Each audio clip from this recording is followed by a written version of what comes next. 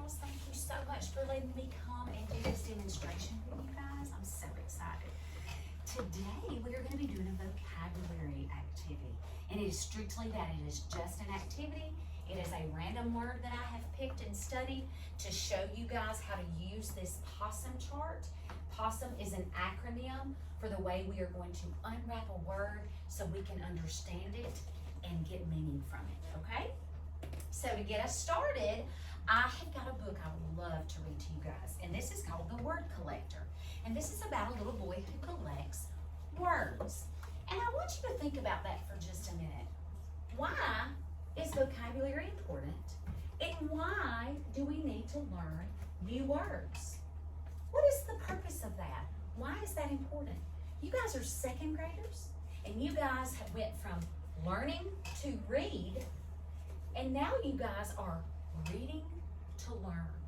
And what that means is you can check out a book from the library, especially a nonfiction book, that true informational text you can read. You can check out a book and read that. And sometimes there's some hard science words in there, some hard words in there that we don't know the meanings of, but you can read about a topic you want to learn more about because you're reading to learn. And as you get into those texts, there are going to be words that you come across that you do not know the meaning of it. But we can come up with a strategy or an activity that's going to help us unwrap that word and help us make meaning of that word. Because that's what vocabulary is. Being able to use those words in our writing, being able to read those words in our reading, and make meaning and understanding of those words, okay? All right, so I'm going to read the word collector just to get us started and excited about new words, okay? And then we'll do our POSSUM activity.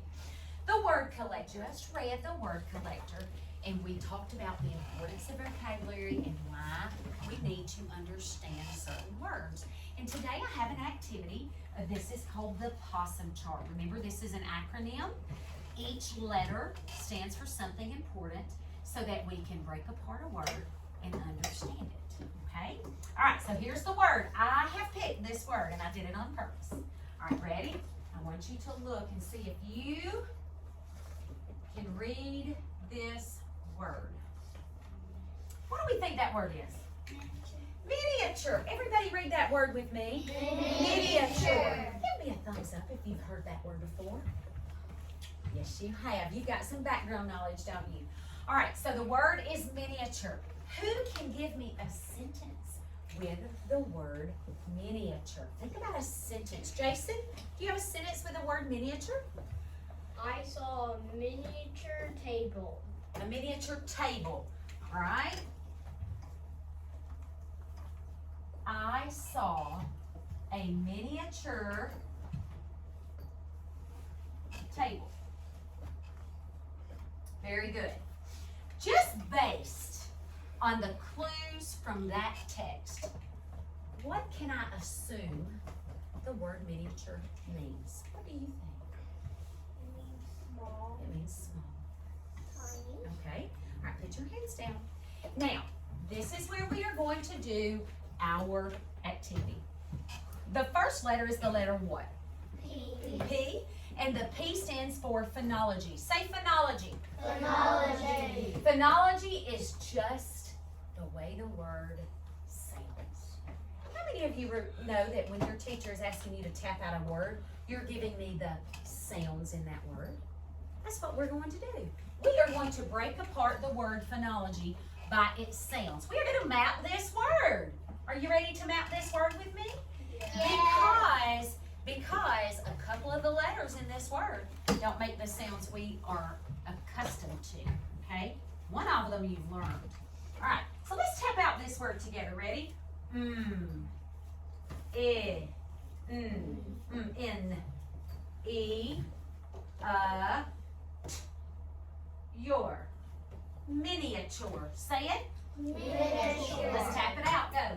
In, e, your. Woo! I almost didn't have enough boxes, did I? I almost didn't have enough boxes. I love when I break apart this word by its sounds. It shows me a little more. I see that suffix URE.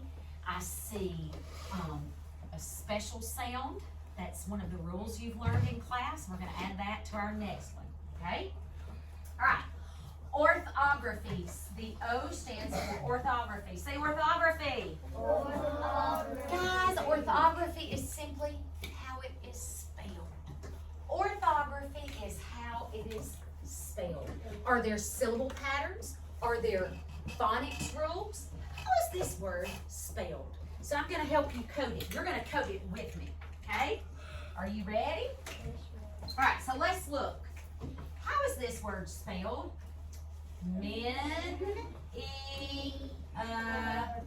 Chore.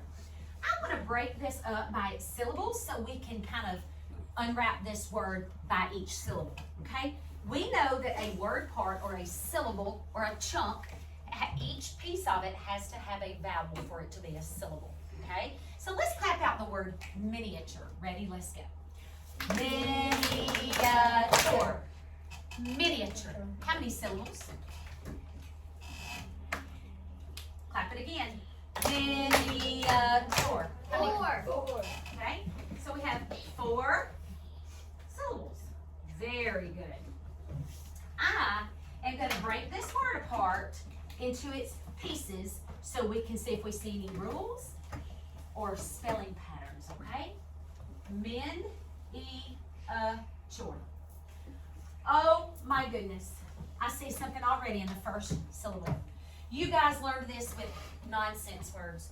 When you have a CVC word, the vowel is always short or long? Short, a CVC word. So our first syllable pattern is CVC. What do we have? CVC. Very good. Now, this vowel stands by itself, and we've learned that other vowels can take the sound of other vowels, correct? Ooh, you guys have learned about this. This is a funny a little funny rule because several vowels can take on the sound, like banana or miniature, and it's called the Say that out loud. I didn't know how smart you guys were. That is a schwa. What is that? Oh, you guys are so smart. And then I want you to look at the last one. Now this is the suffix, but T-U-R-E is following a rule. Say chore. Miniature. That T kind of sounds like a CH, doesn't it? But do I hear the long U? No. Your.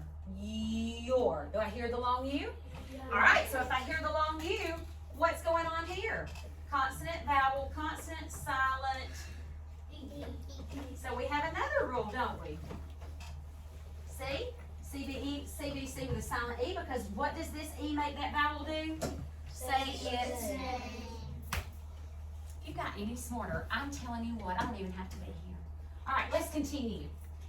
S.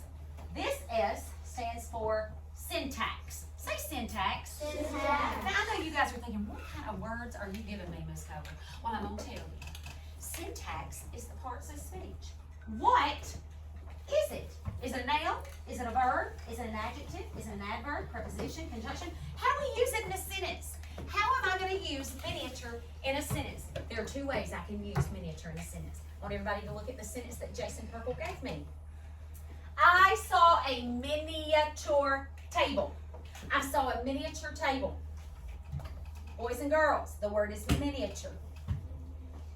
Miniature. What kind of table? A miniature table.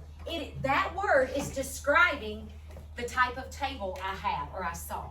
I wouldn't want to sit at a miniature table. I wouldn't be able to get up. But a miniature table. What type of part of speech is miniature in this sentence? Does anyone know?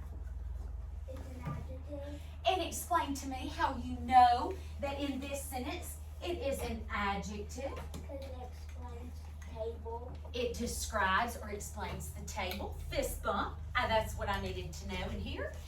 But we can also use it and let it stand by itself as a thing.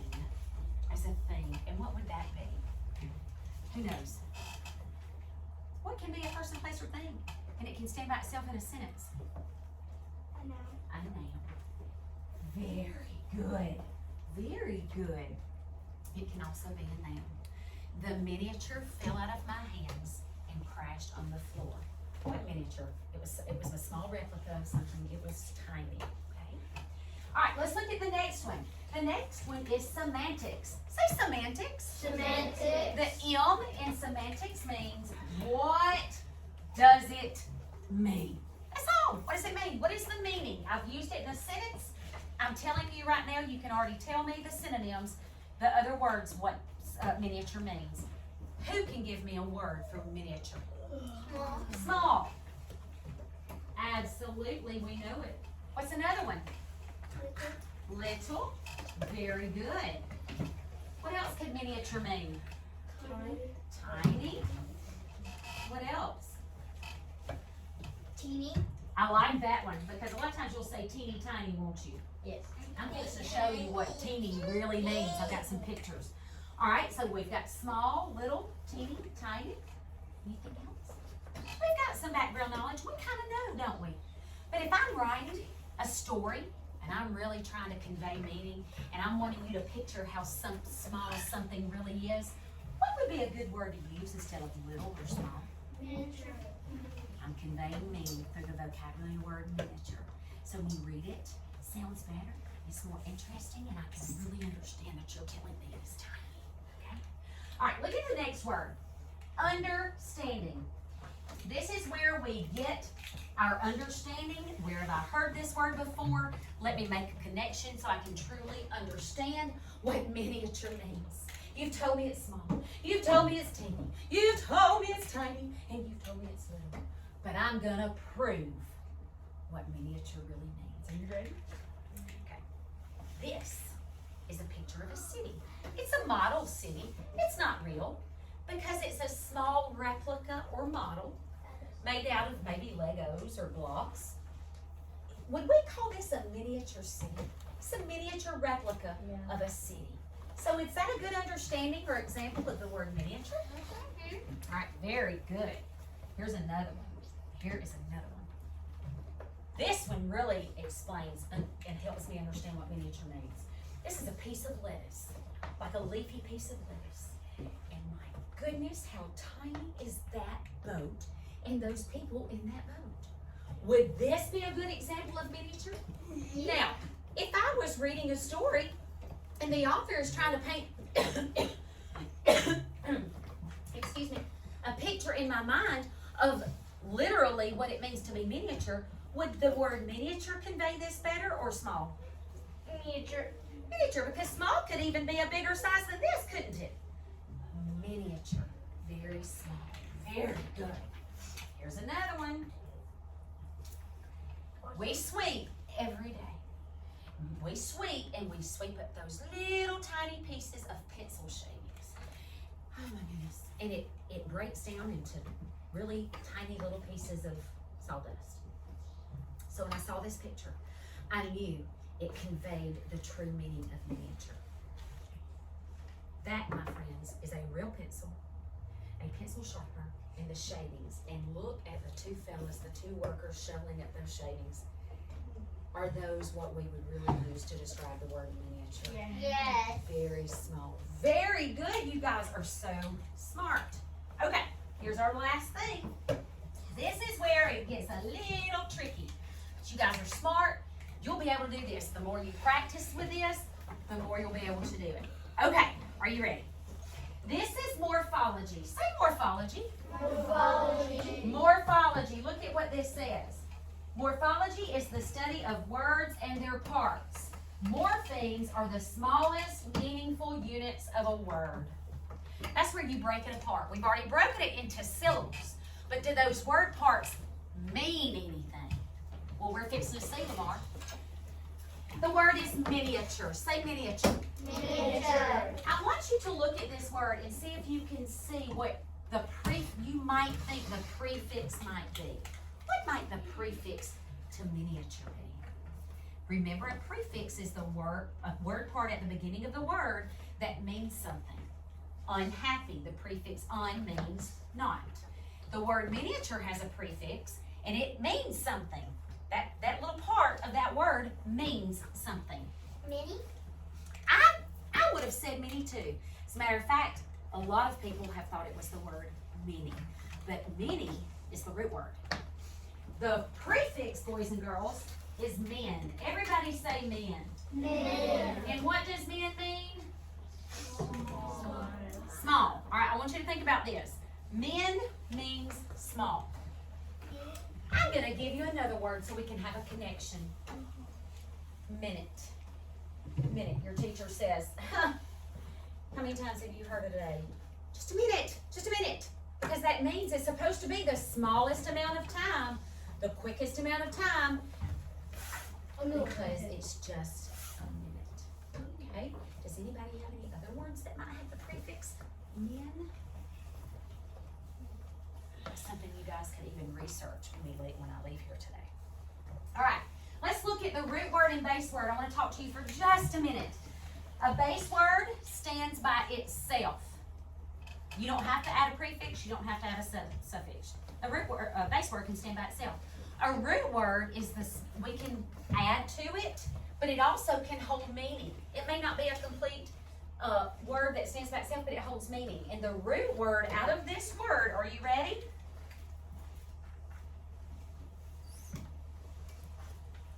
Many. How many times have you described something and you go, oh, I got this mini little fish in my fish tank? No. Mini's not really the full word, is it? But it holds meaning, and we know that mini is the root word to mean small. It doesn't have a base word, and then here we are with the suffix. Now, you might have thought the suffix was T-U-R-E, but it's U-R-E. What is the suffix? U-R-E, your. And it has meaning. This chunk, U-R-E, has meaning. It's the act or process of. If you see U-R-E on the end of the word, it's the process of being small. Miniature. The process of being Small. is small. Okay? Capture. Capture. I have captured something. I'm in the act or process of. When I capture something, I'm in the act or process of. Well, capturing, but what is it? Caught it. I've caught it. Very good. So, boys and girls, we have all of these pieces of our POSSUM chart. These letters stand for words that help us unwrap the meaning of a word. This is an acronym. Our word this week was miniature. We read the word collector to understand how important vocabulary is. You can use this word in your writing to convey meaning. You can use, if you're reading this word and you come across it and you don't know, you can use this strategy to unwrap that word and gather meaning from that word. Okay? All right, thank you for letting me come today. I hope you guys use this word in your speaking and in your writing. Okay? All right.